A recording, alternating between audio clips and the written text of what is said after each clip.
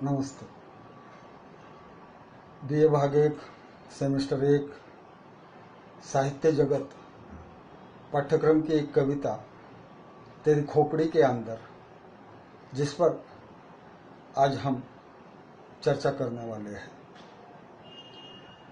आधुनिक कबीर के रूप में बाबा नागार्जुन को जाना जाता है। बाबा नागार्जुन एक बहुआयामी व्यक्तित्व थे।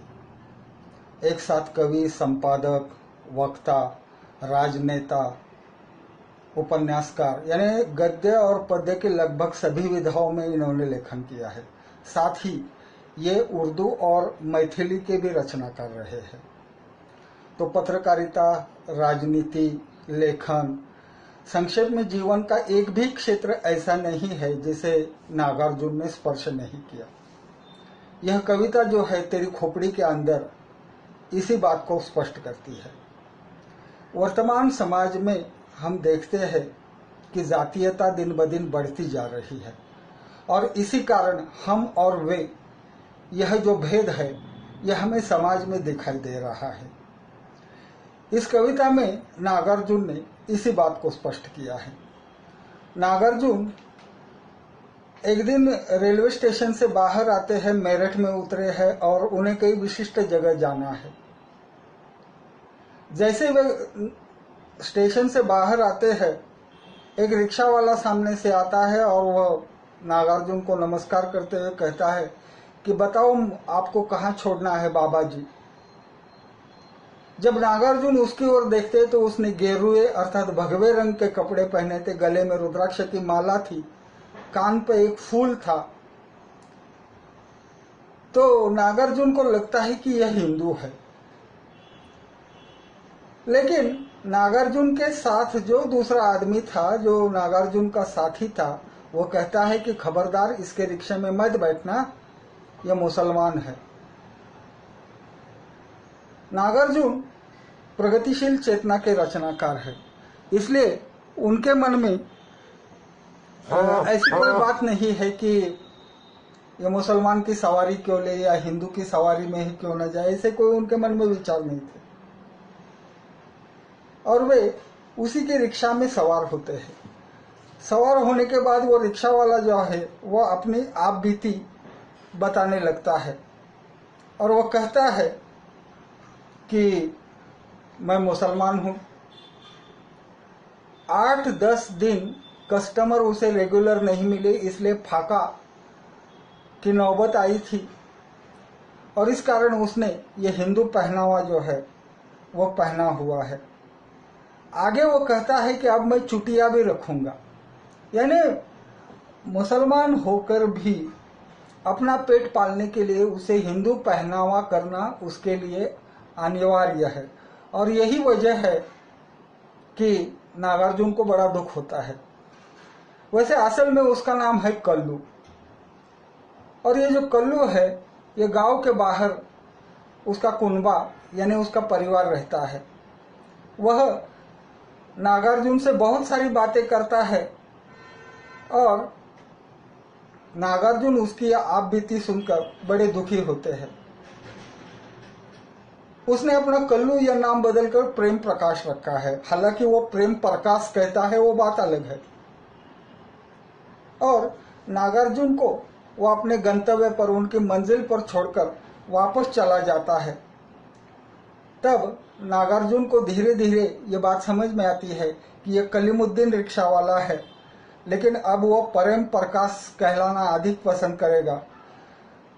कलीमुद्दीन तो भूख की जो भट्टी है उसमें कब का जलकर खाक हो गया है। मित्रों, नीरज की 2 पंक्तियां मुझे याद आती है। लगभग 60 वर्ष पूर्व नीरज ने लिखा था कि भूख है मजहब इस दुनिया का और हकीकत कोई नहीं।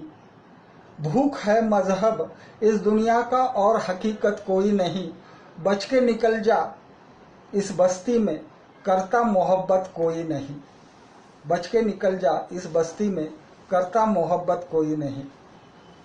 नागार्जुन मन में सोचते हुए कहते हैं कि बेटा प्रेम प्रकाश, अब तुम चुटिया रखना। पूर्णिमा के दिनों में नदी पर स्नान करने के लिए जाना, गंगा जी में नहाना, और तुम्हारा जो ये भगवा लिबास है, गेरुए रंग का लिबास है, यही तुम्हें रोजगार देगा। अगर तुम अपने मूल पहनावे में अर्थात मुस्लिम पहनावे में अगर तुम आओगे तो तुम्हें कोई भी सवारी नहीं मिलेगी। तो समाज में ये जो भेद है, उस भेद को नागार्जुन ने स्पष्ट किया है। लेकिन नागार्जुन, देखिए मित्रों, नागार्जुन जो है प्रगतिशील चेतना के कवि है, इसलिए उनके मन में प्रेम प्रकाश के संदर्भ में बहुत सारे अब भी विचार आते हैं। और वे आगे कहते हैं कि कलीमुद्दीन अर्थात कल्लू, जब मुझे फुर्सत मिलेगी, जब मेरे पास समय होगा, तब एक दिन मैं तुम्हारे पास आऊंगा। इतना ही नहीं, तुम्हारे घर के कुनबे के सभी लोगों को मिलूंगा। तुम्हारे बीमार अब्बा के साथ बैठकर मैं चाय पीऊंगा।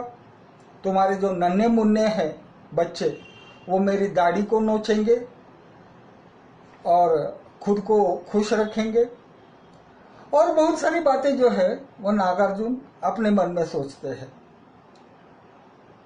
लेकिन जो वर्तमान जहरीला परिवेश है मित्रों, याद रहे, इसकी शुरुआत हिंदुस्तान के विभाजन से हुई है।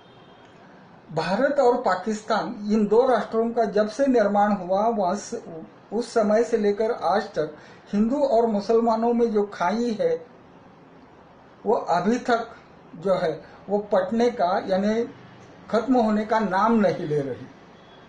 और यही वजह है कि नागार्जुन सोचते रहते हैं, लेकिन वो भी अच्छी तरह से जानते हैं कि उनका सोचना केवल उन तक ही सीमित है, उसका बाह्य समाज पर कोई भी असर नहीं होने वाला।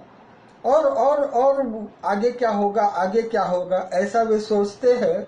और अंदर से उनकी आवाज आती है, और तेरा सिर, यानी तुम कितना भी अपना सिर लाख पटक दो, लेकिन जो लोग हैं वो सुधरने का नाम ले ही रहे। और अंत में वो गुस्सेली आवाज कहती है, बूढ़े अपना इलाज करवा तेरी खोपड़ी के अंदर। हालांकि इसका अंतिम हिस्सा इस कविता में नहीं है, लेकिन इसके अंतिम हिस्से में नागार्जुन ने जो शब्द प्रयोग किए हैं वह बहुत ही डरावने और जहरीले हैं, लिहाजा इसे हम यहाँ आपके सामने रख नहीं पाएंगे।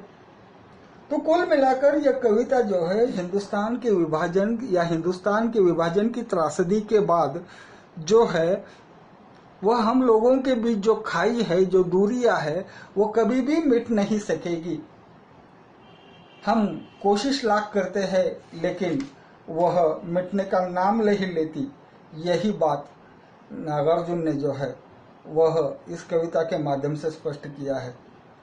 जब कवि नागार्जुन कल्लू के बारे में अपनी सहानुभूति या अपनी संवेदना दर्ज करना चाहता है, तब समाज उसे ये सवाल करता है कि ये कलीमुद्दीन अर्थात कल्लू तेरा कौन लगता है, और तुम कल्लू के बारे में इतना भी मत सोचो, क्योंकि वह अपना नहीं है, पराये बिरादरी का है, पराई धर्म का है, पराई जाति का है। तो इस प्रकार से भले ही मित्रों 1947 में हिंदुस्तान का विभाजन हुआ, लेकिन आज भी उस विभाजन की जो त्रासदी है वो हमारा पीछा करती है। आज 21वीं सदी के हमने लगभग 20 चरण पार किए, लेकिन आज भी हम जो है वह इस खाई को पाट नहीं सके, इसको मिटा नहीं पाए। यही वर्तमान जीवन की हमारी सबसे बड़ी जो है वो दुविधा है। और इस कविता के माध्यम से नागार्जुन ने धर्मनिरपेक्ष तो मैं नहीं कहूँगा, लेकिन इंसानियत को सर्वोपरि माना है। मानवता से बड़ा कोई मजहब नहीं है। यह कविता तेरी खोपड़ी के अंदर के माध्यम से नागार्जुन ने यहाँ प्रस्तुत किया है। तो इस प्रकार से इस कविता के माध्यम से कवि ने एक ओर मानवतावाद की मशाल जलाई है, और जबकि दूसरी ओर जो है वह अपने भीतर की इंसानियत को, औरों के प्रति संवेदनाओं को जगाने का एक सफल प्रयास किया है, ऐसा हम मानते हैं। धन्यवाद।